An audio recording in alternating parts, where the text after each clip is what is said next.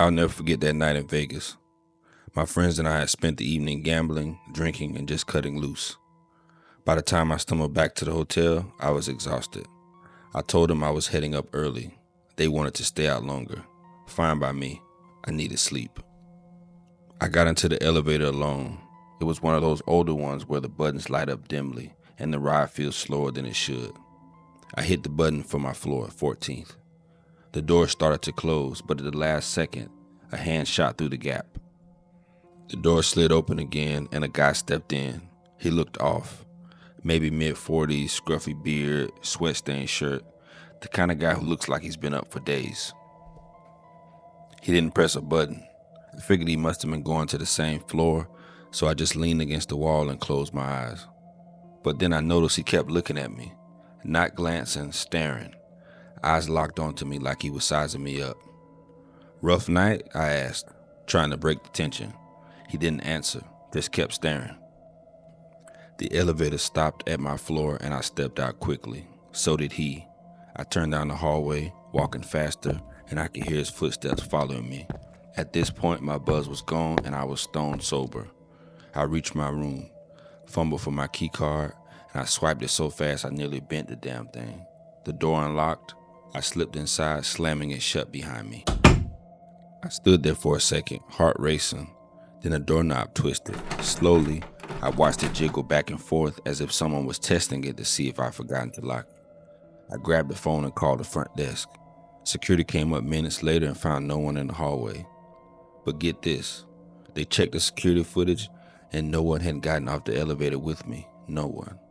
To this day, I don't know if I imagined it or if someone somehow dodged the cameras, but I still get chills thinking about that twisting doorknob. Vegas is wild, but what happened to me still doesn't make sense.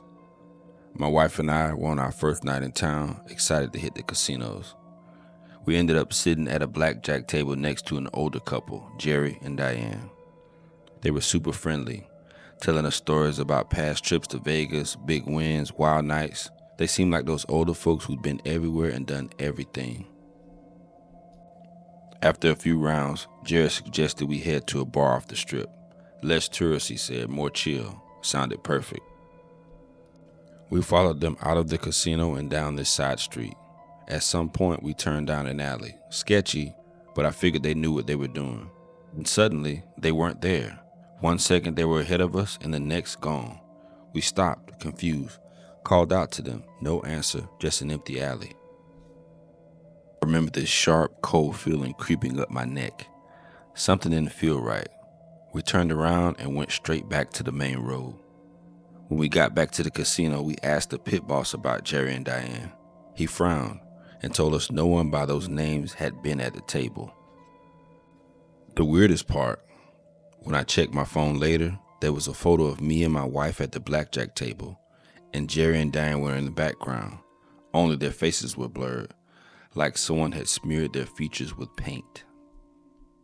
This happened to me about 5 years ago. I was in Vegas for a work conference and staying at a decently nice hotel off the strip. Nothing fancy, but solid enough. The first night was fine, but the second night, that's when things got weird. I kept hearing this faint tapping sound, like someone was lightly knocking on the wall or door. At first, I thought it was just drunk guests, but it didn't stop.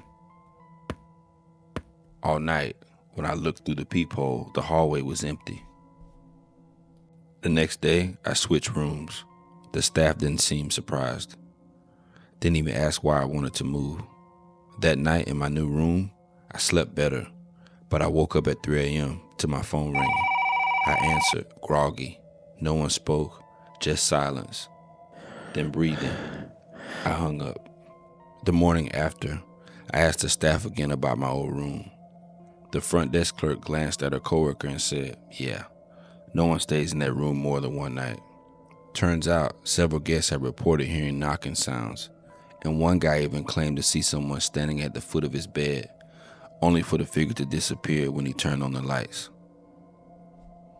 I don't know what happened in that room, and honestly, I don't want to know. But if you ever stay in Vegas and your room doesn't feel right, trust your gut and switch rooms.